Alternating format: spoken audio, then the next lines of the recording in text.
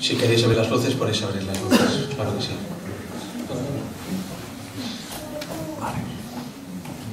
Abrir la palabra por el capítulo 17 de Juan. Quiero una reverencia y un silencio absoluto ahora. Es muy importante. El capítulo 17 de Juan es sacrosanto, hermanos.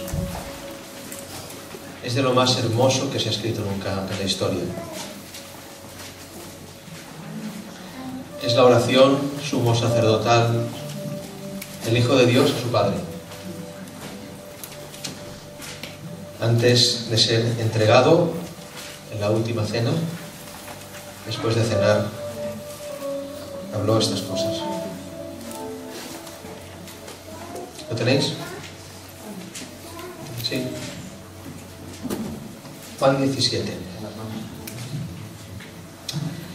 Estas cosas habló Jesús y levantando los ojos al cielo dijo: Padre, la hora ha llegado. Glorifica a tu Hijo, para que también tu Hijo te glorifique a ti. Como le has dado potestad sobre toda carne, para que dé vida eterna a todos los que le diste. Y esta es la vida eterna, que te conozcan a ti, el único Dios verdadero, y a Jesucristo, a quien tú has enviado. Yo te he glorificado en la tierra, he acabado la obra que me diste que hiciese. Ahora pues, Padre, glorifícame tú al lado tuyo, con aquella gloria que tuve contigo antes que el mundo fuese. He manifestado tu nombre a los hombres que del mundo me diste, tuyos eran y me los diste, y han guardado tu palabra. Ahora han conocido que todas las cosas que me has dado proceden de ti, porque las palabras que me diste les he dado y ellos las recibieron y han conocido verdaderamente que salí de ti y han creído que tú me enviaste. Yo ruego por ellos. No ruego por el mundo, sino por los que me diste, porque tuyos son. Y todo lo mío es tuyo y lo tuyo mío, y he sido glorificado en ellos.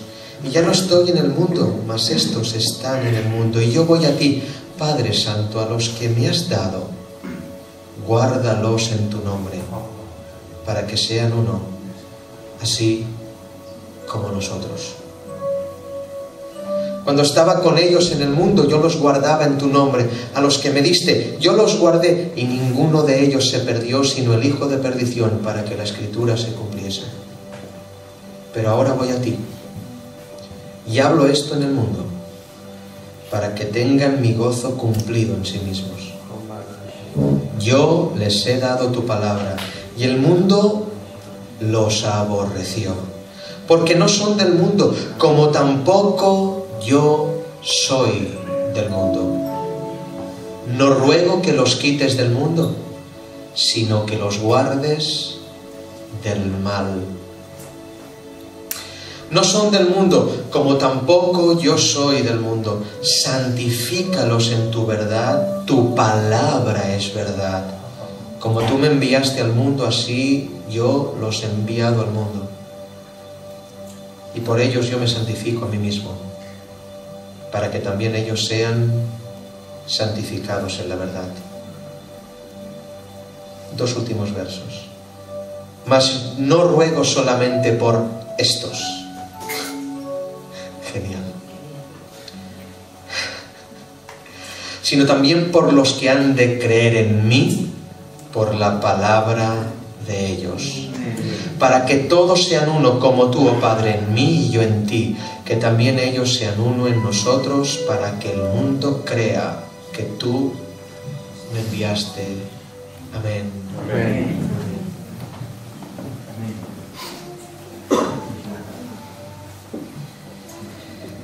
Padre, la hora ha llegado.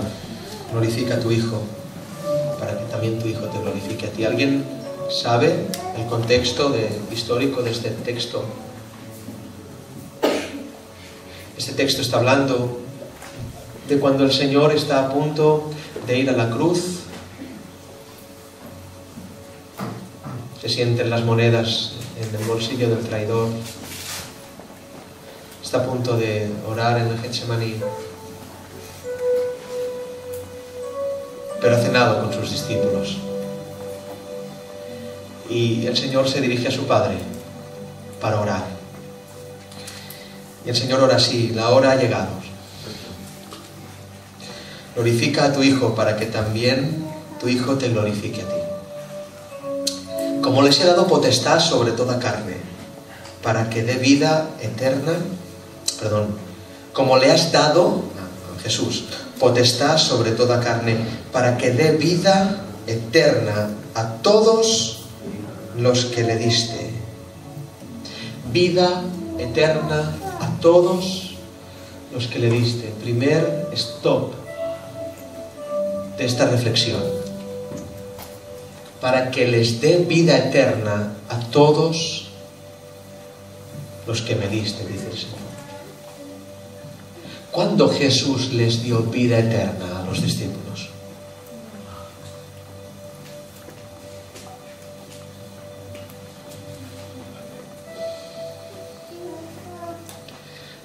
Teológicamente sabemos que antes, pero a lo que me estoy refiriendo es cuándo. Esta es la pregunta. Es que esto habrá que devolverlo a... ¿Cuándo empezó la eternidad en los discípulos? Esta es la clave de todo.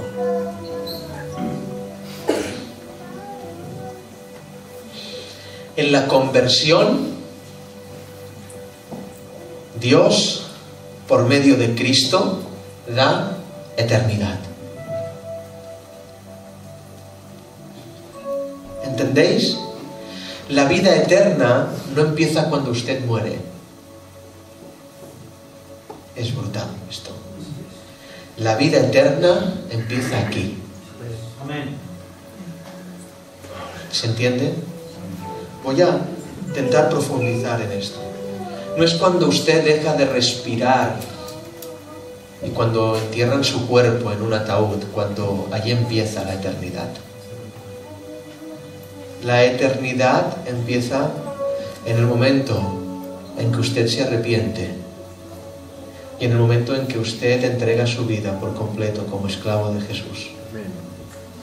En ese momento, lo que le dio el Padre a Cristo le es dado a usted. Eternidad. Eternidad. Eternidad no solamente es sin fin de días. Eternidad es una manera de vivir. Por eso la eternidad empieza aquí. La vida del cielo no empieza cuando uno va al cielo. La vida del cielo empieza aquí y ahora. El capítulo 17 solo habla de esto. O uno de los temas más grandes que habla es de este. La eternidad no empieza cuando usted deja de respirar.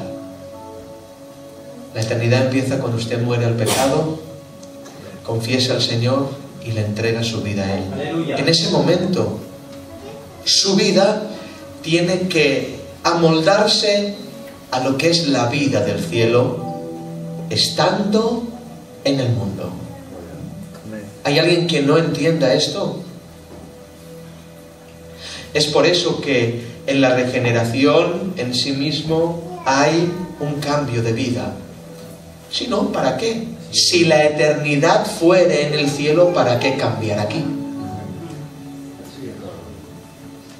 ¿Para qué tengo que cambiar si es cuando muera cuando heredo a Cristo? No, la herencia se vive ya aquí.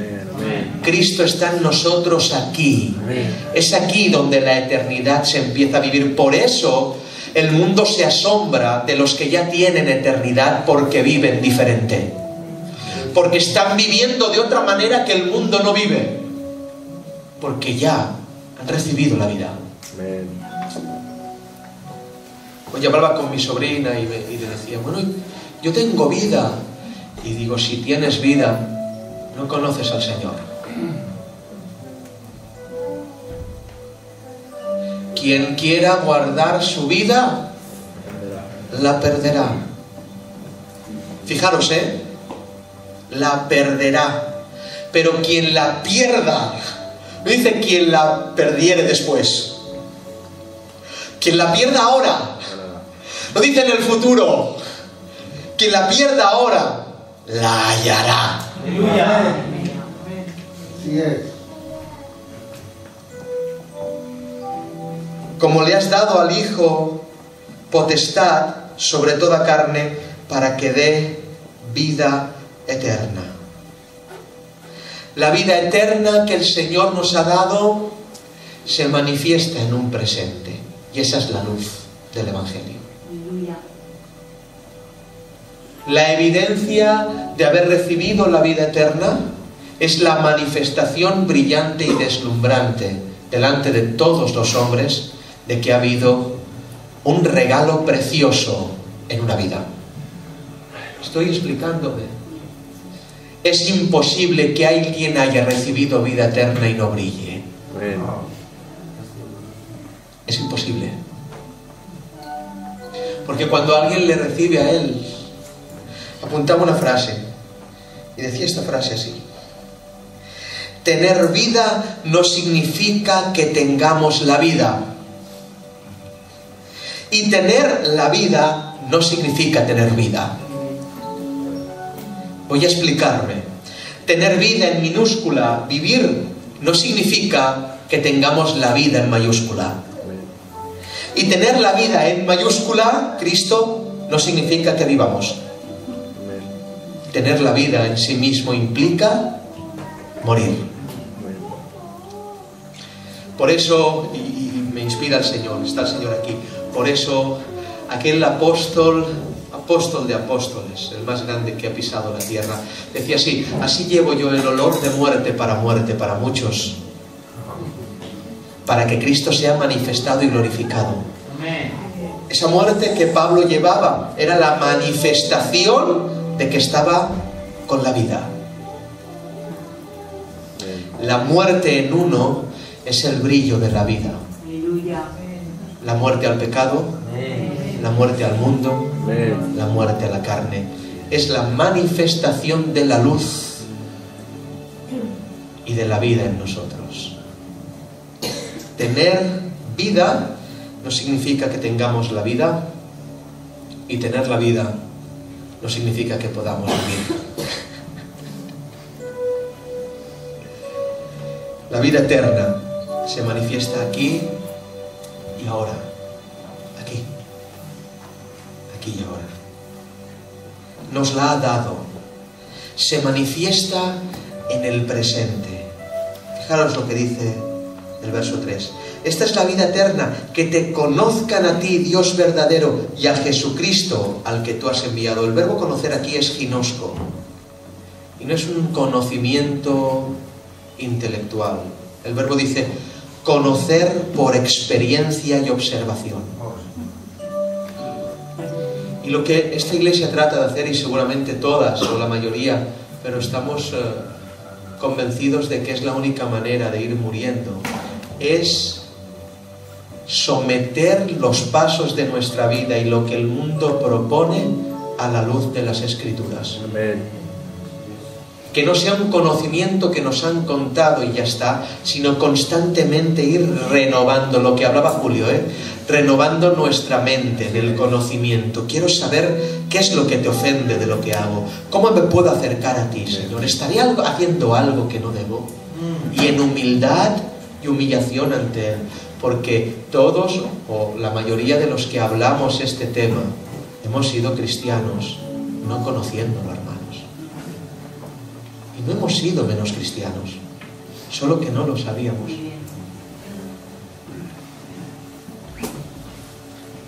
Ginosco, conocer, es el establecimiento de una relación en conocimiento. Tal relación se opera no en un conocimiento intelectual, sino por obra del Espíritu Santo. Hay un verso que dice: el que ama a Dios es conocido por Él. Aleluya.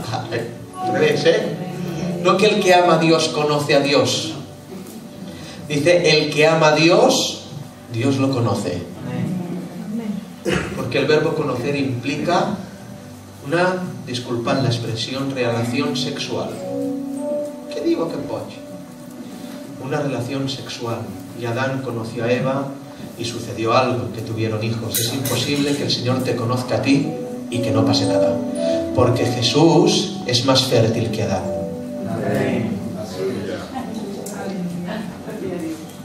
Otra oportunidad: Jesucristo es más fértil que Adán.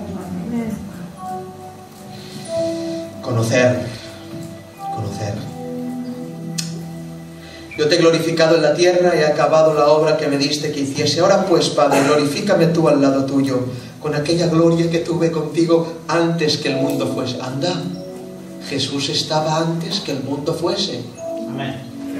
Misterio. Antes que el mundo fuese. He manifestado tu nombre a los hombres, que del mundo me diste, tuyos eran y me los diste, y han guardado tu palabra. Ahora han conocido que todas las cosas que me has dado, todas las cosas que me has dado proceden de ti, porque las palabras que me diste les he dado. Porque las palabras que me diste les he dado. Porque las palabras que tú me diste a mí, yo les he dado a ellos. Porque las palabras que me diste, les he dado. El verbo dar aquí en griego es didimi. Y hay una expresión que me hace llorar. Este verbo es el mismo verbo que se usa cuando el padre pone el anillo en el hijo pródigo.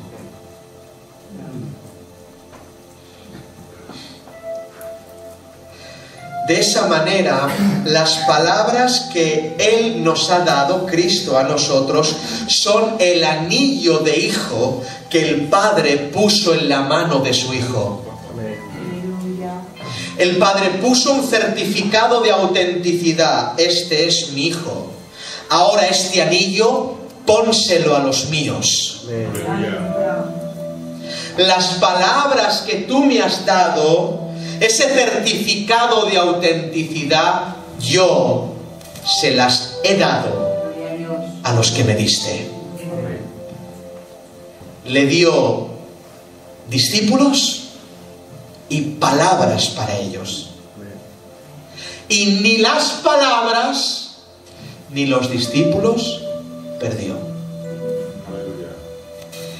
A Él sea la gloria. A Él sea la honra. A Él sea la alabanza.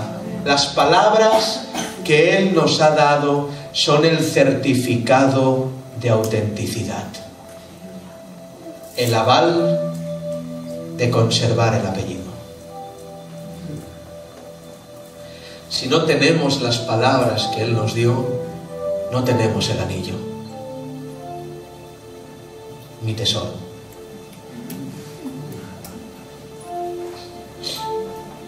Si mudamos las palabras que Él nos dio, no tenemos el anillo. Si cambiamos las palabras que Él nos dio, no tenemos el anillo. Y es más, y si añadimos cosas que Él no nos ha dicho que hagamos, no son las palabras que Él nos dio. Son anillos de otros padres que brillan mucho y se parecen mucho, pero no son las palabras que Él nos dio. Son palabras y anillos de otros, pero no de Él. ¿Nos mandó el Señor a las celebraciones paganas? ¿Nos ha dado el anillo de la idolatría? Estaba entre su sentir, lo que tú me has dado, yo les he dado, No pasa nada que hagan estas cosas como los gentiles. No pasa nada que no se aparten de esto ni que no se aparten del otro. ¿Lo veis esto en la palabra? Hay alguien que lo vea ahora mismo, puede decirlo. No son las palabras de Jesús. No son las palabras que recibió del Padre, que durante 66 libros ha estado hablando. Y no son las palabras dadas por Cristo a nosotros. Lo que el Padre dio al Hijo nos ha dado dar y dar, dar y dar. Ese anillo que le puso al Hijo, y tal anillo pasando de generación en generación en generación, y ha sido puesto en nosotros, es la verdad. La verdad es el anillo de la autenticidad. ¿Significa que el camino tiene la verdad y los demás no? No. Significa que hay que seguir estudiando. Hacer un ejercicio de humildad, ni que lleve yo 40 años en el Evangelio. ¿Qué importa que un niño me enseñe? ¿Qué importa? Es verdad, forma parte del anillo del Padre. ¡Lo quiero! Porque soy su hijo. Me va a costar mucho, pero soy su hijo y lo quiero. Se trata de renovar nuestra vida, no en base a una teología hecha, sino a la Escritura. Se trata de denunciar a los maestros que creen que está todo hecho y de examinar las palabras que salen de los que dicen que no está todo hecho. Fijaros si es anillo y brilla. Porque vuestra fe, mucho más preciosa que el oro, es probada. ¿Por qué es probada la fe? No sé por qué tiro por aquí, pero yo hablo. ¿Por qué es probada la fe? ¿Por qué? Mucho más preciosa que el oro. ¿Por qué es probada la fe? Cuando algo es sugestivo de autentificación. ¿Cuándo algo se tiene que autentificar? ¿Cuándo? ¿Cuándo se parece? Si voy a una casa a vender oro y no se parece a nada al oro, es que ni me lo van a probar. Pero como se parezca, van a rascar. ¿Por qué la fe se tiene que probar? Porque hay cosas que se parecen. Por eso la fe tiene que ser probada como el oro. Pero esto es muy bueno. La fe no la prueba Dios en nosotros para que Dios sepa si eres oro o no. Porque Dios no le hace falta probarte. Él ya sabe lo que eres antes de pasarte por la piedra. La fe es probada en ti para que tú sepas lo que eres.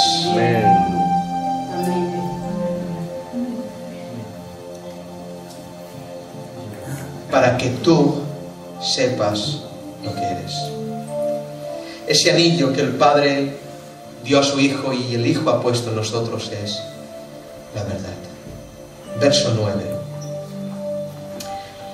Ahora entramos en materia. Yo ruego por ellos. Espectáculo. Espectáculo. El Hijo de Dios, santo, santo y santo, rogando por los suyos. Yo ruego por ellos, clamando por ellos. No te ruego por el mundo. Anda, la oración de Cristo no es por el mundo. De tal manera amó Dios al mundo, pero no ora. Los ama por benevolencia, pero no por complacencia. No puede orar de lo que no se complace, porque no son suyos. Ora por los suyos. Porque creéis que si el Señor orara por todo el mundo, el Padre no lo salvaría. Amén. Amén. Así es. Amén. Otra oportunidad. Así es. El Padre salvaría a quien Cristo se lo pidiera, porque presentaría las credenciales, las señales y los salvaría. Pero Cristo ora por los suyos, no por el mundo. Yo ruego por ellos, no te ruego por el mundo, sino por los que me diste. porque tuyos son. Amén. Oh, esto me encanta, porque ni Él se hace dueño de ti. Tuyos. Pero si tú los compraste, son tuyos. El anillo no es tuyo. La iglesia no es tuya. La verdad no es tuya. Forma parte de las credenciales que el Padre te dio, pero no es nuestro, hermanos. Es de Él. Amén. No juguemos con lo santo. Amén. No maquillemos, no torzamos, no juguemos con las cosas. Son de Él. Amén. Te ruego por ellos, no por el mundo, sino por los que me diste.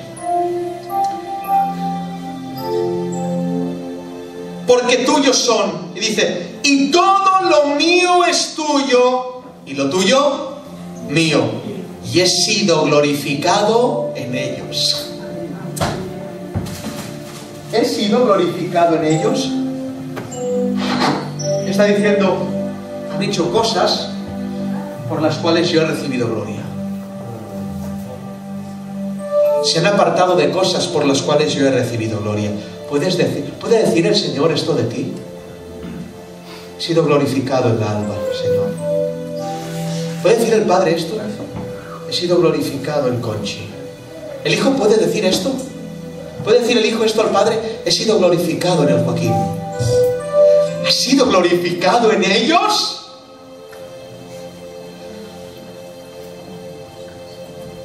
El ruego de Jesús es indudablemente un ruego. Mirad, hermanos, escúchame, que esto yo sé que va a romperte quizás algún esquema. Nunca Jesús oró para que no sufrieras cáncer. Eso no es el ruego del Señor en esta oración. Nunca el Señor rogó para que no sufrieses escasez. Nunca fue el ruego. Nunca el Señor oró para que no estuvieses de luto. Nunca fue el ruego. El ruego fue: ¡guárdalos del mundo! Aleluya. Sí. Amén. ¡Guárdalos del mundo! Porque sabe que el cáncer lo máximo que puede hacer es quitarte la vida, matar el cuerpo, pero el mundo puede llevar tu alma al infierno. Aleluya. Guárdalos del mundo. Amén. Yo te ruego por ellos. Te ruego por ellos. No por el mundo, sino por los que me diste, porque tuyos son. Y dice, y todo lo mío es tuyo, y lo tuyo mío he sido glorificado en ellos. Y ahora dice, 11, y ya no estoy en el mundo, mas estos aquí se quedan. Y yo voy a ti. Padre Santo, a los que me has dado, guárdalos en tu nombre. Aleluya. ¿Cómo los guarda? Con el anillo. El anillo, la palabra, la verdad. ¿Cómo ora el Señor? Verso 11. Ya no estoy en el mundo, mas estos están en el mundo y yo voy a ti. Padre Santo, a los que me has dado, guárdalos en tu nombre para que sean uno, así como nosotros. En esa unidad del anillo. Y esto no es el Señor de verdad, no es la comunidad del anillo, en esa unidad de la verdad. Yo no puedo estar unido a quien no tiene el anillo.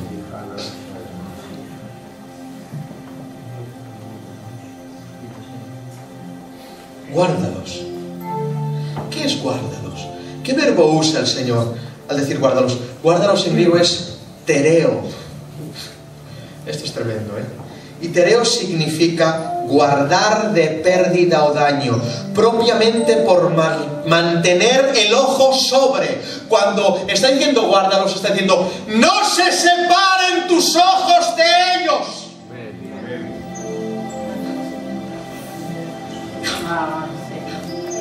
No pares de mirar Y esto, el Señor Jesús puede orarle así al Padre porque Él lo hizo. En una ocasión,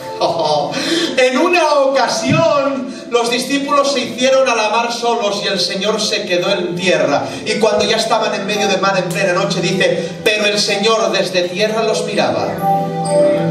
¿Cómo? No me digáis cómo. Pero Jesús desde tierra los veía, los estaba guardando aún en el mar y en la tormenta los guardo. La mirada de Él es suficiente. En otra ocasión, un discípulo le niega, jura que no le conoce, pero aún Cristo le guardaba. Con su cara ensangrentada se giró y le miró. Por eso ahora puede decir, haz tú lo mismo, guárdalos. Cuando te nieguen, guárdalos. Cuando se aparten, míralos. Si los miras, seguirán contigo como Pedro lo va a hacer ahora, de aquí unas horas. Guárdalos.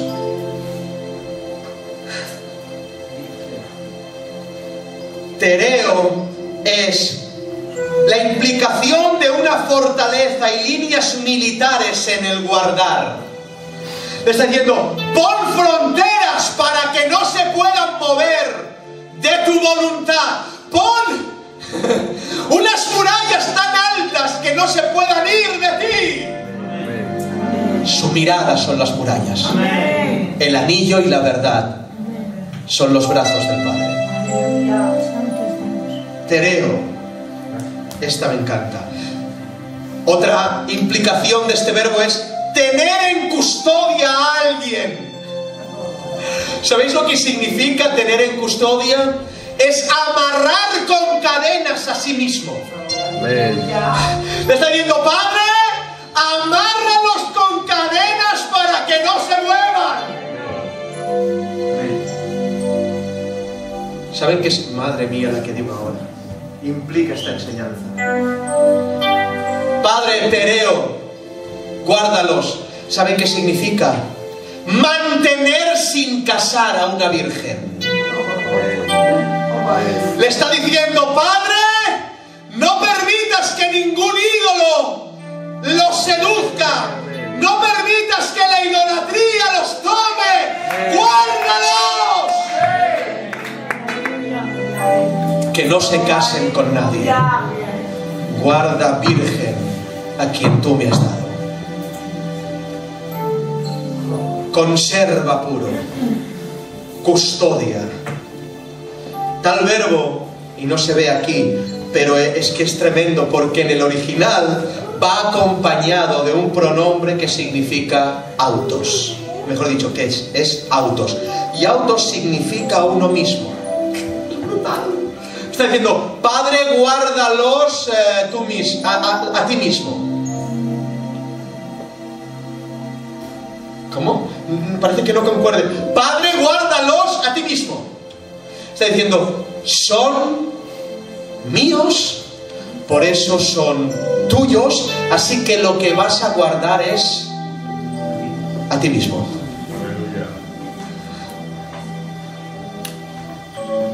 Guárdalos a ti mismo.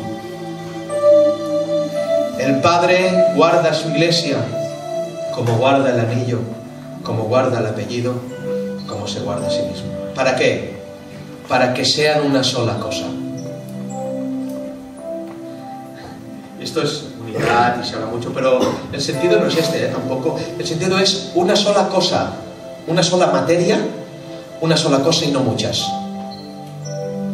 Que sean una cosa, no varias.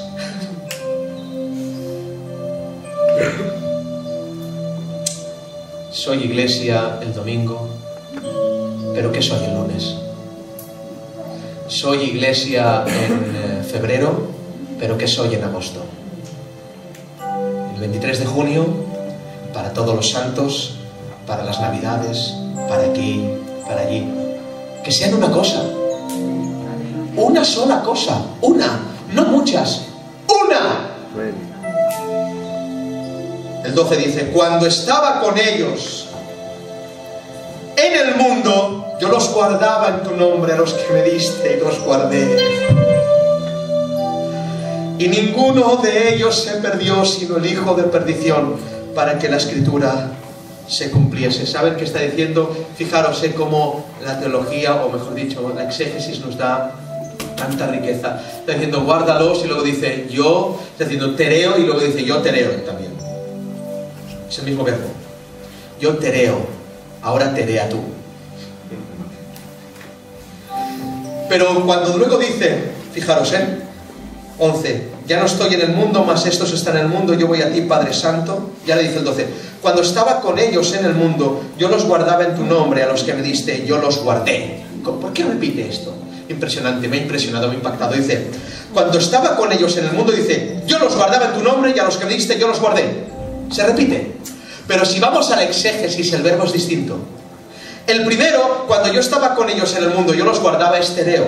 Pero el segundo dice, a los que me diste, yo los guardé, es otro verbo que se llama fulaso. Y es un tanto distinto, es estar en guardia, custodiar con cadenas, siendo guardado en esclavitud. Está diciendo, los pude tereo porque les puse cadenas.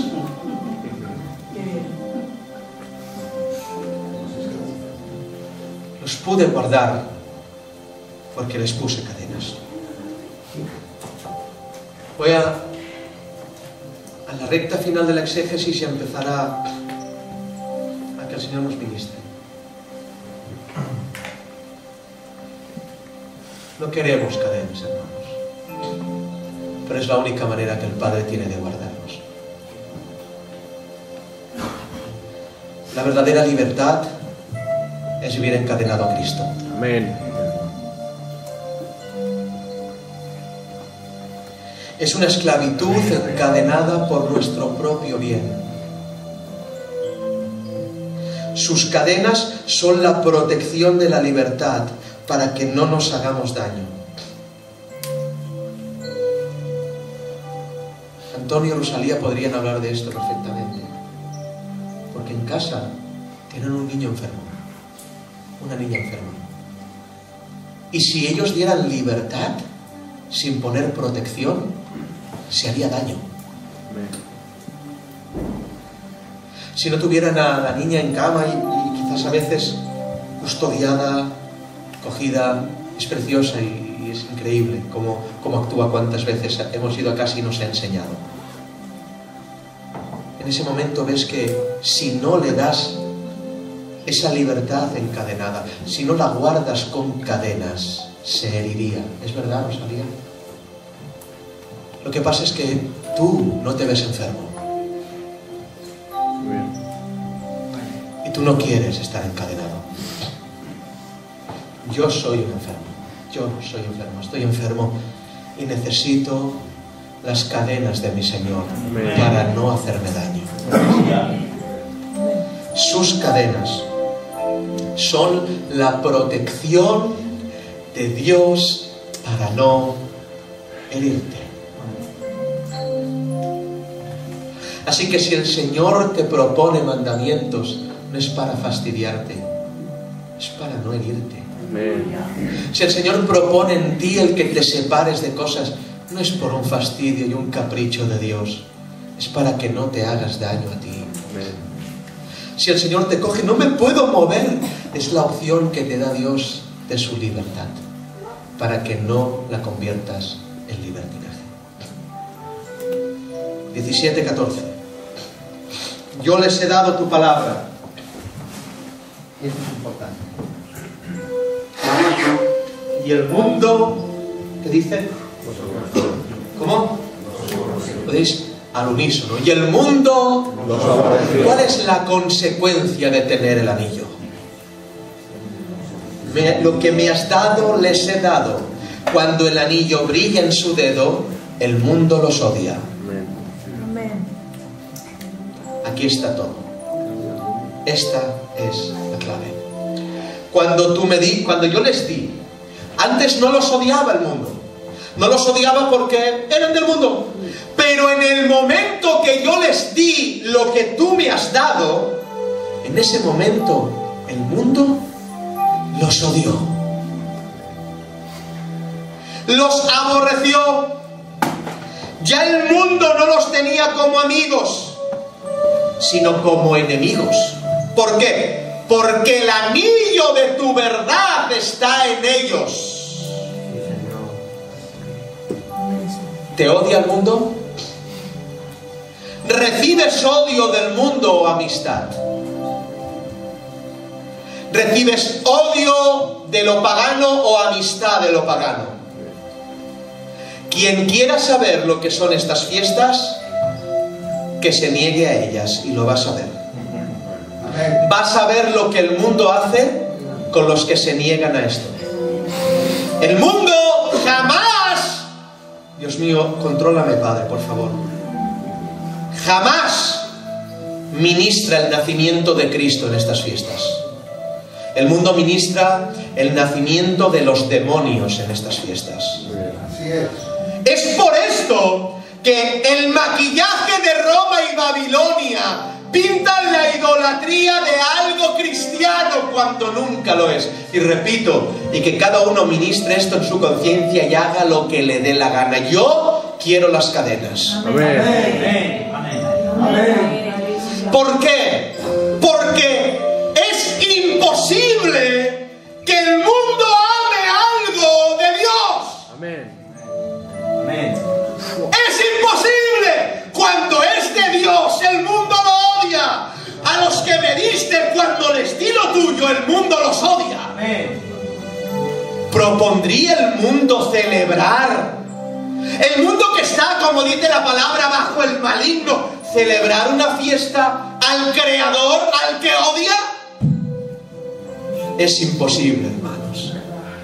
El mundo odia a Dios y odia a los de Dios. Los odia. Yo voy a reciclar estas ideas.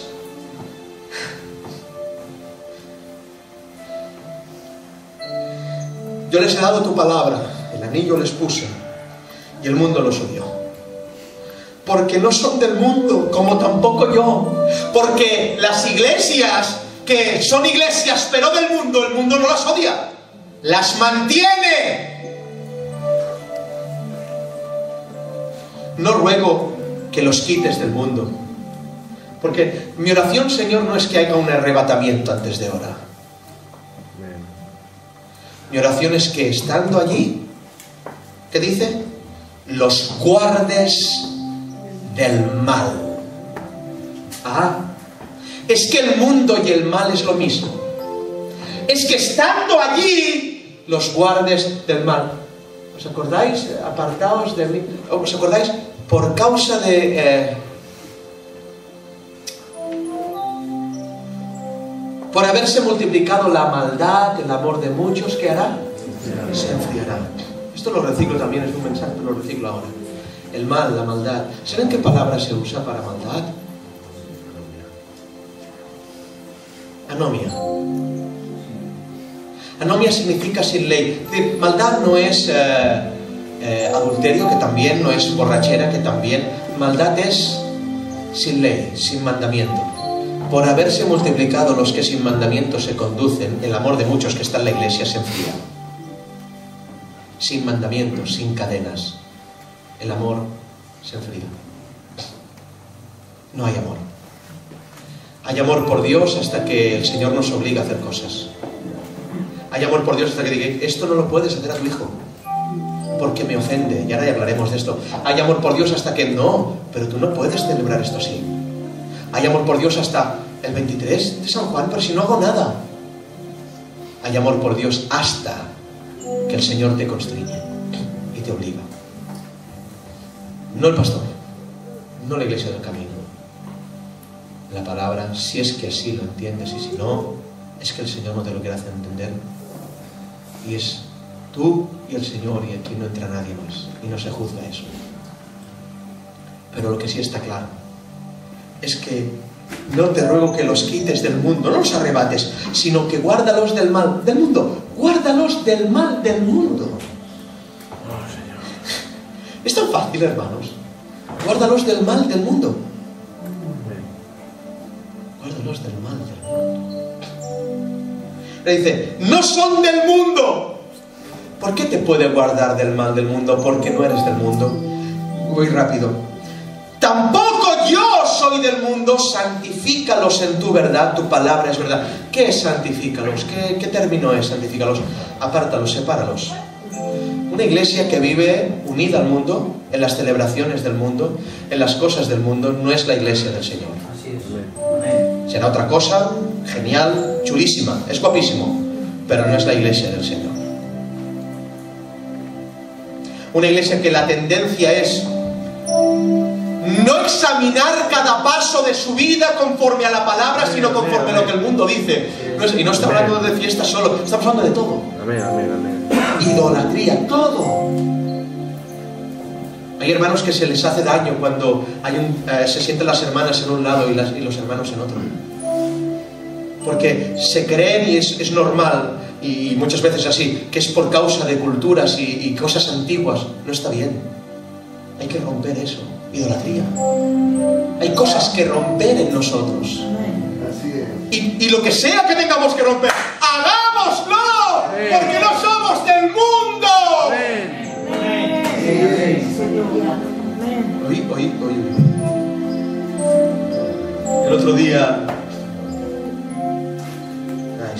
El otro día vino aquí una hermana y respondió muy mal a lo que sucedió en la iglesia, y chilláis mucho y tendréis este hombre aquí, qué raro que este hombre venga aquí, nos menospreció de muy malas maneras. Tal persona parece que no sea una hermana. Es del mundo. Una persona que valore algo distinto a lo que él tiene o ella tiene en mente de lo que tendría que ser, pero no conforme a la Escritura, sino conforme a su tradición, pírate. Vete de aquí. Igual que nosotros, que si valoramos más nuestras tradiciones que la Escritura, vete de aquí. Vete. Porque este púlpito es para la Escritura. No son del mundo, guárdalos de él. Como tú me enviaste al mundo, así yo los envío. ¿Cómo lo envió, hermanos? ¿Lo visteis mezclado en las cosas del mundo al Señor? ¿Lo visteis celebrando cosas extrañas? Era judío ya. ¿Era judío? Yo creo que no. ¿Lo visteis mezclado en...? No, hermanos. Él solamente entraba en casa de un fariseo para salvarlo. Y si participaba de las cosas era para salvar a la gente, no para que las cosas le contaminaran a él. Y por ellos yo me santifico a mí mismo, para que también ellos sean santificados en la verdad. Mas no ruego solamente por estos, sino también por los que han de creer en mí por la palabra de ellos. ¿Estáis escuchando? Por los que han de creer en mí por la palabra de ellos. Su oración no era por los 11, era vosotros. Aleluya. Y esa oración, esa saeta, la aventura, hace 2000 años que la hizo y sigue matando, hermanos, sigue matando. Esa oración llegó al trono del Padre y el Padre está guardando. Aleluya. Manteniendo una virgen sin casar, sin casarse con ídolos, ni con festividades, ni tampoco con cosas extrañas. ¿Qué significa? Que los que lo celebran, no, los que lo celebran tienen que revisar su vida ante la palabra. ¿No son hermanos? No digo que no sean hermanos. Digo que si revisando la Escritura, o que si pueden vivir sin revisar la Escritura, entonces no son hermanos. Pero revisando la Escritura sacan otras conclusiones bíblicas. Ahí está el Señor. Y si hay más Biblia, aquí estamos nosotros para aprender. ¿Por qué la idolatría? Y ahora quisiera dar un turno para preguntas, si queréis. Y vamos a tocar un texto muy importante, ¿vale? Y esto quiero que os graben el corazón, quiero que apuntéis esto. Los que tengáis boli ahora, apuntadlo. La idolatría es el pecado menos predicado en la iglesia.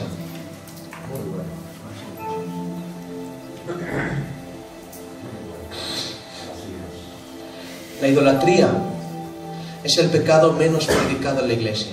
Sí, se predica de la idolatría a la familia, de la idolatría a esto. Es muy fácil predicar esto. Muy fácil. Y es verdad, es idolatría. Pero la idolatría es el pecado menos predicado en la iglesia del siglo XXI. Un pecado que, dados los datos de 4 años que tenéis, sepáis que los puritanos excomulgaban a la gente cuando celebraban alguna fiesta pagana. Y de ahí salimos nosotros.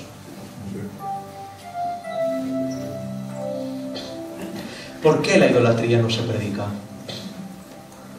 Y esta es la frase. Esto quiero que lo guardéis no solo en el papel, sino en el corazón. Esto me hace llorar y volverme loco. Porque la idolatría no es un pecado que haga daño al hombre, sino a Dios. Así es. No lo entendéis. La idolatría no es un pecado que haga daño al corazón del hombre. Es el pecado que daña el corazón de Dios. Va directamente, atenta directamente contra los sentimientos de Dios. La idolatría, el paganismo. Es pagano, no es idólatra. ¿Qué me estás contando? La idolatría es el único pecado, todos, pero este no afecta al hombre, sino afecta al corazón mismo de Dios. Cuando se cambia a Dios por otra cosa, o se dice Dios a lo que no es, o se dice que Dios dijo esto cuando no lo dijo. Tú lo que me diste se lo dije para que ellos lo digan y vayan poniendo el anillo, pero ¿y si tú no lo has dicho? No pasa nada, lo hacemos por ti. No, si tú no lo has dicho, sí pasa. Tú nunca nos pediste que celebráramos tu nacimiento. Tú nos pediste que celebráramos tu muerte y tu resurrección. Pero es para... No es para honrarte. Si la Navidad... ¿Cómo es aquella frase, Ramón? La tengo apuntada. Apúntala, dila. Espera que te lo miro. Es un poco complicada. No, es muy fácil. Sí.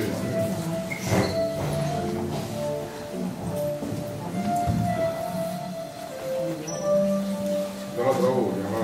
Vale, ahora la miro yo. Espera. Ya está, la tengo, ya la tengo. ¿Sí?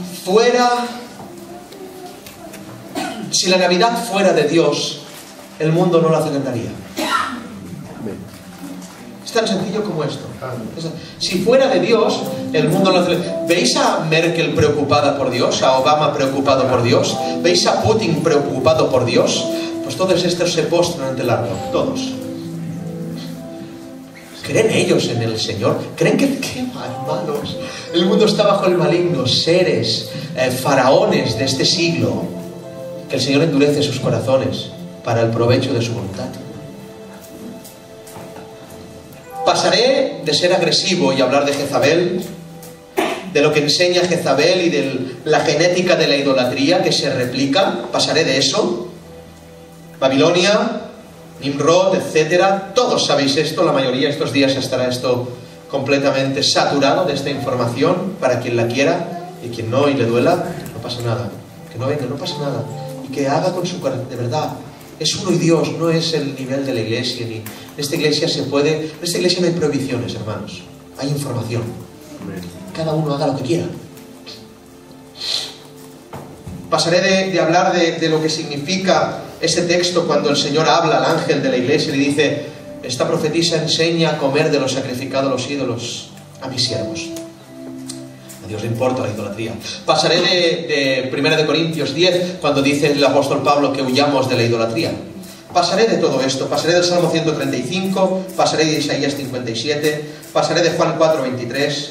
Pasaré de todo esto y iré a un texto que me encanta para hablar acerca de esto y vamos a la recta final. Quiero que vayamos a Hechos 14.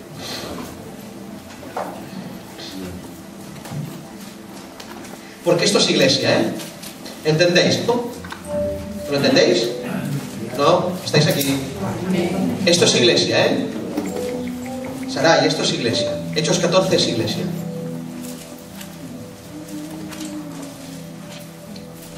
Verso 12.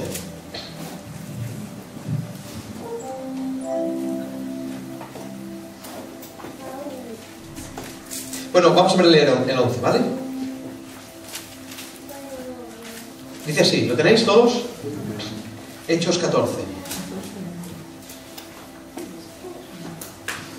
Verso 11 en adelante. Dice: entonces la gente, visto lo que Pablo había hecho, alzó la voz, diciendo en lengua licaónica: dioses bajo la semejanza de hombres han descendido a nosotros.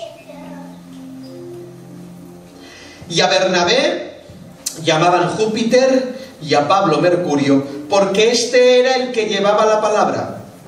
Y el sacerdote de Júpiter, cuyo templo estaba enfrente a la ciudad, trajo toros y guirnaldas delante de las puertas, y juntamente con la muchedumbre que quería ofrecer sacrificios.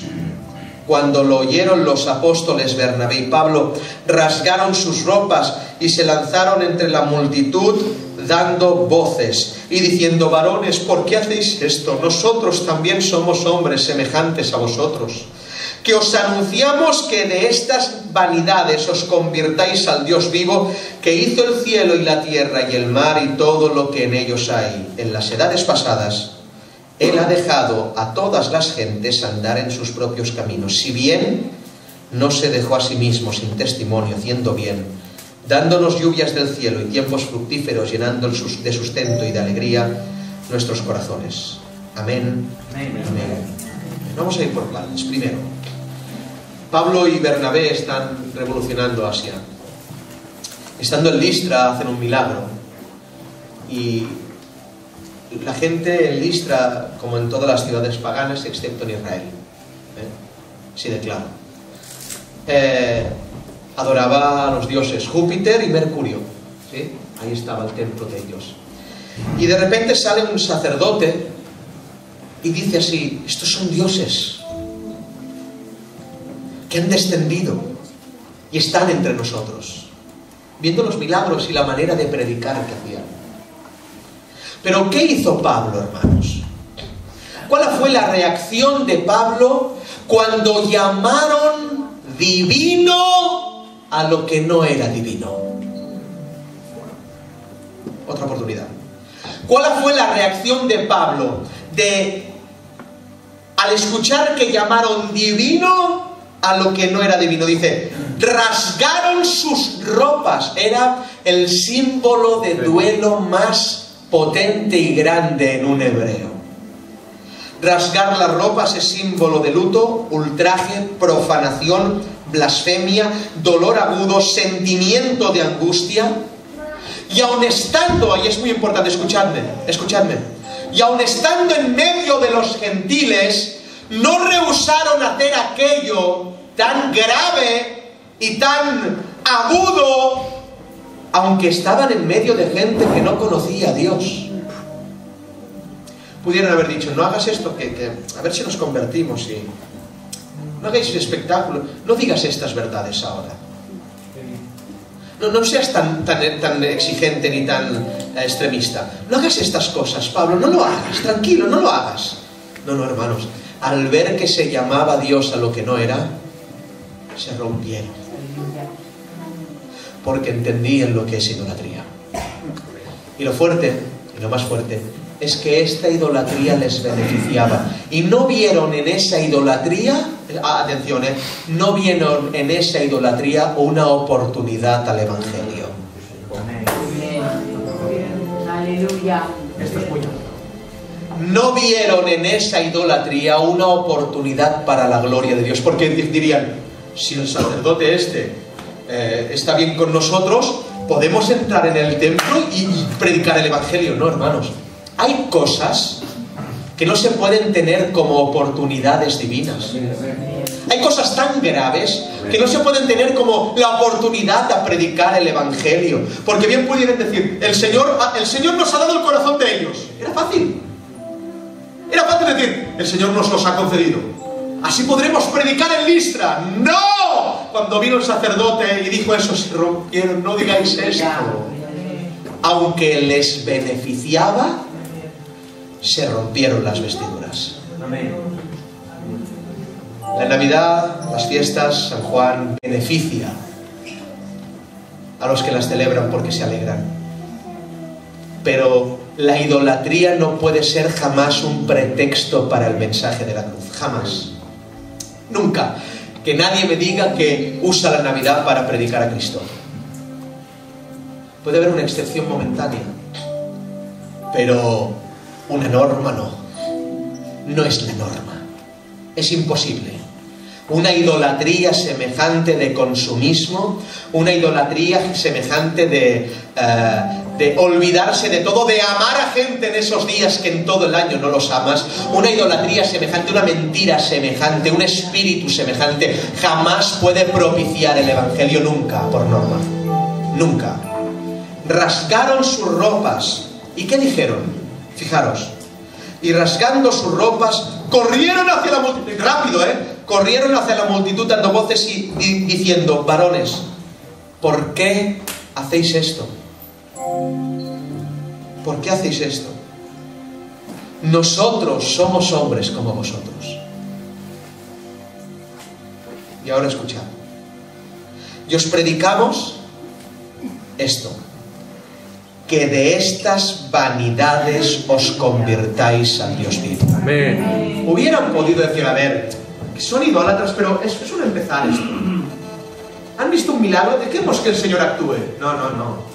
Dijeron que de estas vanidades, la Biblia, el apóstol Pablo, la iglesia de Dios, señala estas fiestas como vanidad. Amén. Que de estas vanidades os convirtáis ¿a quién? A Dios vivo. Pero si son de Listra, Pablo, ¡déjalos! No. La idolatría es el pecado más fuerte que hay.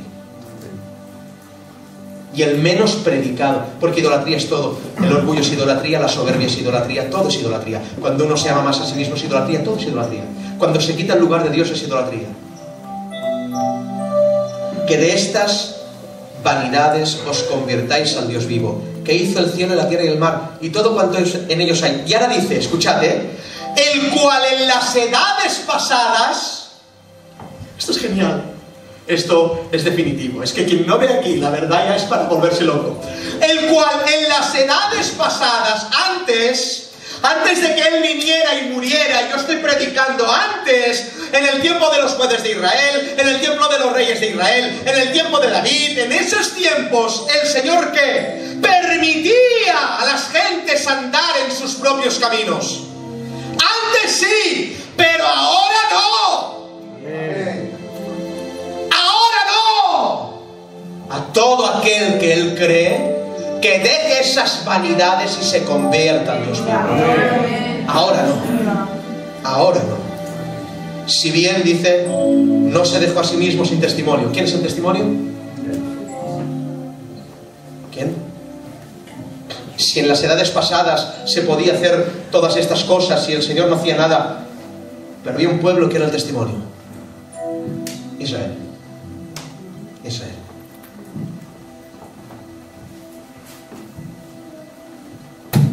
Que de estas vanidades